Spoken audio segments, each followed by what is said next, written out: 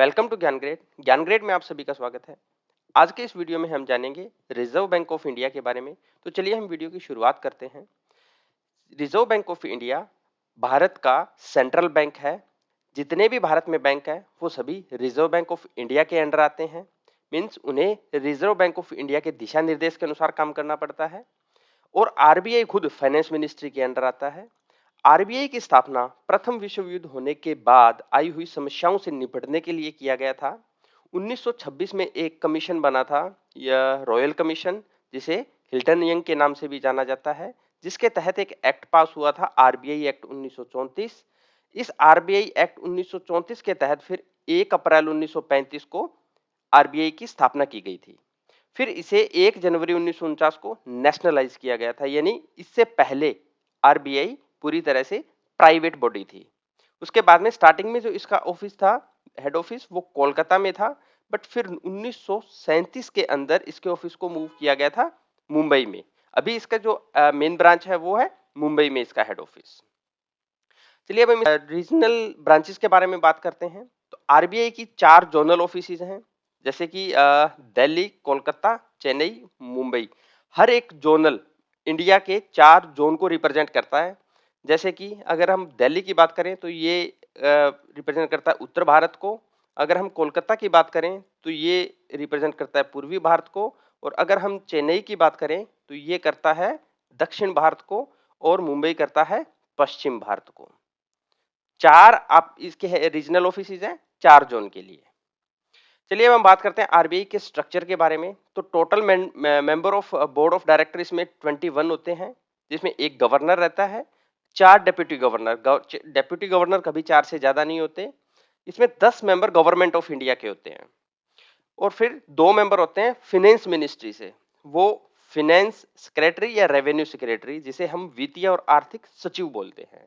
और 4 मेंबर होते हैं इसमें member of local office of RBI, जो इसके 4 जोनल ऑफिस है उनमें से एक एक मेंबर। तो 1 और 4 5 और 10 15 और 2 17 और 4 टोटल 21 मेंबर होते हैं आरबीआई के अंदर। अब हम बात करते हैं आरबीआई की सब्सिडरीज के बारे में। सबसे पहले हम जानेंगे कि सब्सिडरीज होती क्या है। सब्सिडरीज का मतलब सहायक कंपनियां। कोई भी सहायक कंपनी, जिस कंपनी के अंदर पेरेंट कंपनी का पूरा पैसा लगा हुआ हो, उस जो कंपनी, जिस कंपनी में पेरेंट कंपनी का पूरा पैसा लगा हुआ हो, उस कंपनी को बोलते हैं सब्सिडरीज। जैसे कि आरबीआई के पास में 4 सब्सिडरीज है फिलहाल, ठीक है, जैसा कि आप देख सकते हैं। इन चारों के अंदर, ये इसलिए सब्सिडरीज हैं, इन चारों के अंदर 100% पैसा आरबीआई का लगा हुआ है। और ये आरबीआई ने खुद ने इनको इस्टेब्लिश किया है अपने खुद के पर्पज के लिए। ये सिर्फ और सिर्फ आरबीआई के पर्पज के लिए, इसलिए इनको सब्सिडरीज कहा जाता है। ठीक है, तो जो पहली सब्सिडरीज है आप देख सकते हो, ये है डीआईसीजीसी, जिसको हम कहते हैं deposit insurance and credit guarantee corporation of India, जो कि इसका हेड ऑफिस मुंबई में है। और ये 15 जुलाई 1978 को स्टैब्लिश हुई थी। इसका मेन काम रहता है 5 लाख तक जो भी आपका लोन रहता है उसके अगेंस्ट ये इंश्योरेंस देती है। पहले ये लिमिट 1 लाख थी, बट अब इसको बढ़ाकर 5 लाख कर दिया गया है। दूसरा है हमारा बीआरबी एनएमपीएल, भारतीय रिजर्व बैंक नोट मुद्रण प्राइवेट लिमिटेड। जैसा कि आपको नाम से पता चल रहा है, इसका मेन काम है नोट छापना। बेंगलुरु के अंदर इसका हेड ऑफिस है। 3 फरवरी 1995 में ये स्टैब्लिश हुई थी। इसकी 2 प्रिंटिंग प्रेसेस हैं, एक है इसकी मसूर में और दूसरा है इसकी सैलबोनी में। सैलबोनी 2 प्रिंटिंग मशीन है इसकी। और ये 2018 आईबीपीएस के अंदर ये क्वेश्चन भी आया हुआ है, तो ये इंपॉर्टेंट बनता है यहाँ पे एग्जाम पॉइंट ऑफ व्यू से। नेक्स्ट है हमारे पास में रीबिट, जिसे reserve bank information technology private limited, इसका हेड ऑफिस मुंबई में है। 2016 में ये स्टैब्लिश हुई थी। इसका मेन काम है साइबर सिक्योरिटी से रिलेटेड जो भी आपकी मैनेजमेंट होती है, आईटी से रिलेटेड जो भी मैनेजमेंट होती है, वो सारी की सारी रेबिट के द्वारा देखी जाती है। फिर इसकी नेक्स्ट सब्सिडरीज है IFTAS, Indian financial technology and allied service. ये मुंबई में इसका हेड ऑफिस 2016 के अंदर ये स्टैब्लिश हुई थी। इसका मेन पर्पज है फाइनेंशियल मैसेजेस प्लेटफॉर्म को मेंटेन रखना। आपने आरटीजीएस, एनईएफटी, ये हम डिटेल में डिस्कस करेंगे सारी टर्म्स होती क्या हैं, बट आपने कभी ना कभी ये टर्म्स सुनी होंगी। इन सभी जो मैसेजेस के जो प्लेटफॉर्म्स होते हैं वो इस सब्सिडरीज के द्वारा मैनेज किए जाते हैं। ये सारी की सारी सर्विस ये सब्सिडरीज प्रोवाइड करती है आरबीआई को।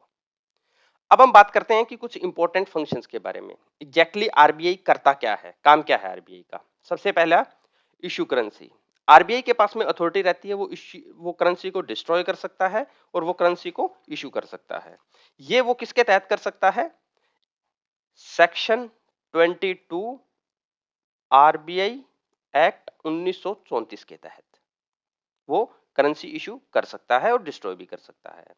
Issue new banking licence. जब भी कोई आरबीआई का स्टैंडर्ड को फॉलो करता है और उसके दिशा निर्देश के अनुसार आरबीआई को लगता है कि हाँ ये बैंक हमारे स्टैंडर्ड्स को फॉलो कर रहा है, हमारी सारी शर्तें फुलफिल कर रहा है, तो आरबीआई न्यू लाइसेंस इशू करता है बैंक्स को, ताकि वो उसके अंडर अपने बैंकिंग ऑपरेशन स्टार्ट कर सके। और ये भी किसके अंडर, लाइसेंस किसके अंडर इशू कर सकता है?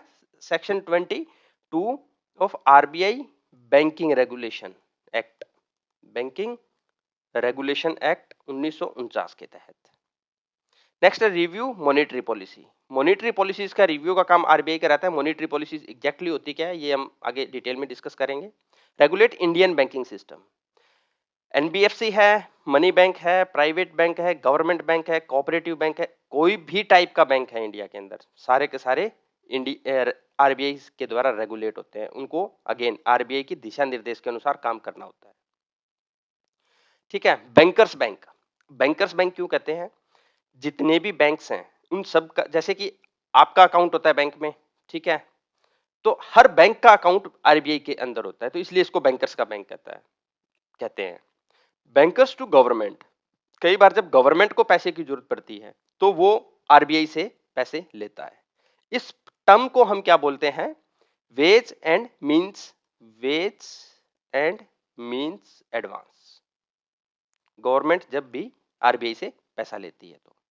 Regulate forex reserve. आरबीआई का मेन रिस्पॉन्सिबिलिटी होती है फॉरेन करेंसी की रिजर्वेशन को कैलकुलेट करना। लेंडर ऑफ लास्ट रिसोर्ट, इसको हम LOLR बोलते हैं। जब भी कोई भी बैंक आरबीआई से पैसे लेता है उधार, तो तब उसको बोलते हैं लेंडर ऑफ लास्ट रिसोर्ट। तो ये आरबीआई के मेन फंक्शन है, आरबीआई जो आरबीआई परफॉर्म करता है, ये मेन रिस्पॉन्सिबिलिटी रहती है आरबीआई की। अब हम बात करते हैं गवर्नर्स के बारे में। तो स्टार्टिंग से लेके आज तक के कौन कौन गवर्नर रहे हैं, तो जैसा कि आप देख सकते हो फर्स्ट गवर्नर थे हमारे सर ओसबोर्न स्मिथ, ये फर्स्ट गवर्नर थे। इसको याद रखने का भी एक ट्रिक है, आप देख सकते हो बोर्न, बोर्न बोर्न ये वर्ड से आप याद रख सकते हो। बोर्न मतलब न्यू, बिल्कुल न्यूली बोर्न, न्यू मतलब सबसे पहला, तो आपको ये इजीली याद रहेगा। दूसरे जो थे वो James Brad Taylor, B, B second, B वैसे भी हमारे अल्फाबेट में भी सेकंड नंबर पे आता है, तो जेम्स बी, और इसमें भी जेम्स बी ये सेकंड नंबर पे, तो हमारे दूसरे गवर्नर थे। Sir CD Deshmukh. ये एक क्वेश्चन बनता है कि भारत के पहले भारतीय गवर्नर कौन थे, तो वो थे सर सीडी देशमुख। इसको याद कैसे रखोगे? इसको याद रखो आप, देश, देश अपना देश, भारत का, इसको आप याद रख सकते हो कि हमारे देश का पहला गवर्नर कौन था? सीडी देशमुख। फिर इसमें बात करते हैं हम सबसे लंबे समय तक रहने वाले गवर्नर, सर बेंगोल रामाराव, वो इससे इस समय तक गवर्नर रहे थे। बाकी आप ये सारी लिस्ट चेक कर सकते हो किस किस टाइम तक कौन कौन गवर्नर रहे थे। ठीक है। नेक्स्ट इसमें इंपॉर्टेंट आता है कि सबसे कम समय तक कौन गवर्नर रहे हैं, तो वो है अमिताभ घोष। आप देख सकते हो ये मात्र 20 डेज तक, 20 डेज के लिए ही गवर्नर रहे थे। ठीक है। तो करंटली अभी हमारे जो गवर्नर है वो शशिकांत दास हैं, और ये सारी लिस्ट आप यहाँ पे देख सकते हो। ठीक है। आपको ये वीडियो अगर अच्छा लगा हो तो please subscribe the channel. Thank you so much.